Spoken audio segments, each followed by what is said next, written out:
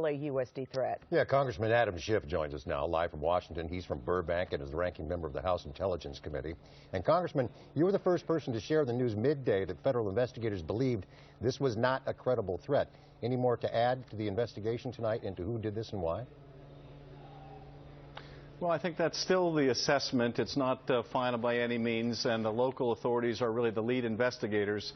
Federal law enforcement is trying to provide, and obviously we're working with the intelligence community to see if they have any insights. But given that the threat was made to two school districts on opposite sides of the country with very mirror image-like threats in a form that is not typical of what we would see from a terror organization, I think that preliminary assessment is probably correct. But we'll know a lot more, and I'm confident we will be able to hunt down and identify those that were responsible. If they're here in the United States, I think they should face the full measure of the law. And if they're overseas, hopefully we can have them arrested and extradited, because obviously this was a major disruption to one of America's largest cities. Yes, a very costly major interruption. You're so right about that, Congressman Schiff. And there has been some very strong criticism tonight from New York Police Commissioner Bratton, who used to run the LAPD, of course.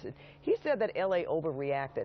So based on the evidence that we have now, can you tell us your assessment of how LA school leaders handle the threat?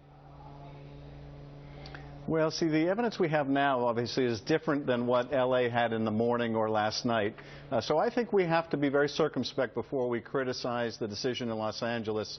You have to look at the universe of facts that they knew at the time, and you have to understand that coming in the wake of San Bernardino and with the paramount concern over something like that happening again, they took the safe course of deciding to send kids home or close down the schools.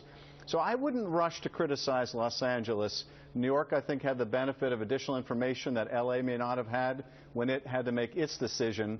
And again, these are tough judgment calls. There's no bright line here. And God forbid you make the wrong call, you go forward and something terrible happens. That would be the worst of all the catastrophes. Well, Congressman Schiff, thank you very much. We appreciate you taking the time to be with us.